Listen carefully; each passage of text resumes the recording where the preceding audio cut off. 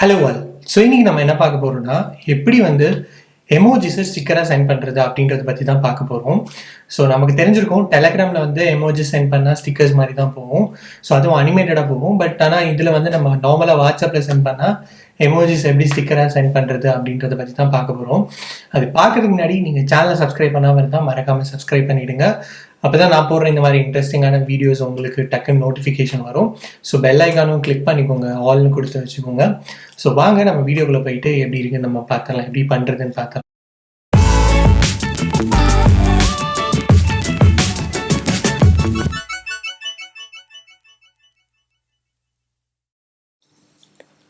So S, இதுக்காக நம்ம வந்து என்ன டிவைஸ் யூஸ் பண்ண போகிறோம்னா ரெட்மி நோட் 10 தான். ஸோ இதோட ரிவ்யூ நான் போட்டிருக்கேன், பார்க்காதவங்க செக் பண்ணி பாருங்கள், நம்ம சேனல்லேயே இருக்குது.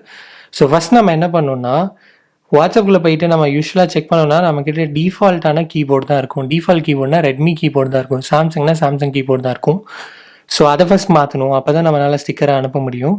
ஸோ அதுக்கு செட்டிங் போய்க்கோங்க. செட்டிங் போயிட்டு அடிஷ்னல் செட்டிங்னு ஒரு ஆப்ஷன் இருக்கும். ஸோ அதை கிளிக் பண்ணிக்கிட்டிங்கன்னா உங்களுக்கு வந்து லாங்குவேஜ் அண்ட் இன்புட் அப்படின்னு ஒரு ஆப்ஷன் இருக்கும். ஸோ இதுக்குள்ளே போய்க்கோங்க. கரண்ட் கீபோர்ட் பார்த்தீங்கன்னா ஜயோமீடத்து இருக்கும். ஸோ அதை வேணான்னு சொல்லிட்டு நம்ம மாற்றணும்.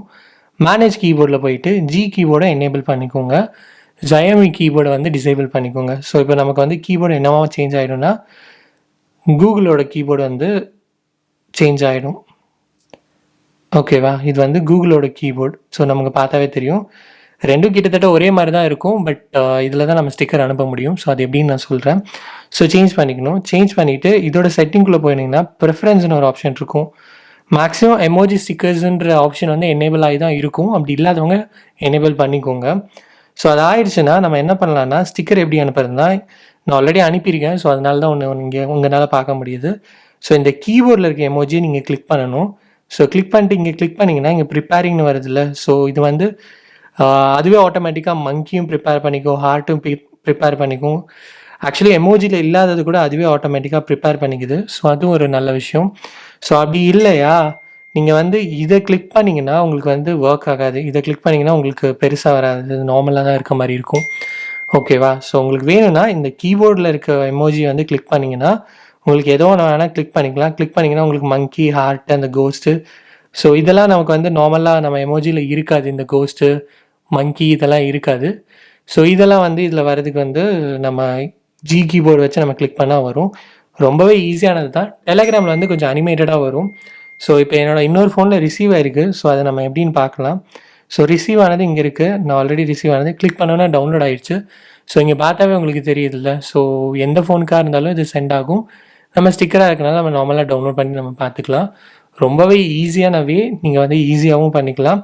ஸோ இதுவே வந்து வேறு மாதிரி நான் ஸ்டிக்கர்ஸ் க்ரியேட் பண்ணுறது, நம்மளோட ஓன் ஸ்டிக்கர்ஸ் க்ரியேட் பண்ணுறது, அந்த மாதிரி வீடியோஸ்லாம் வந்து டாப் 5 கூல் ஆப்ஸ்ன்னு சொல்லி இன்னொரு வீடியோ போட்டிருக்கேன், அதையும் செக் பண்ணி பாருங்கள்.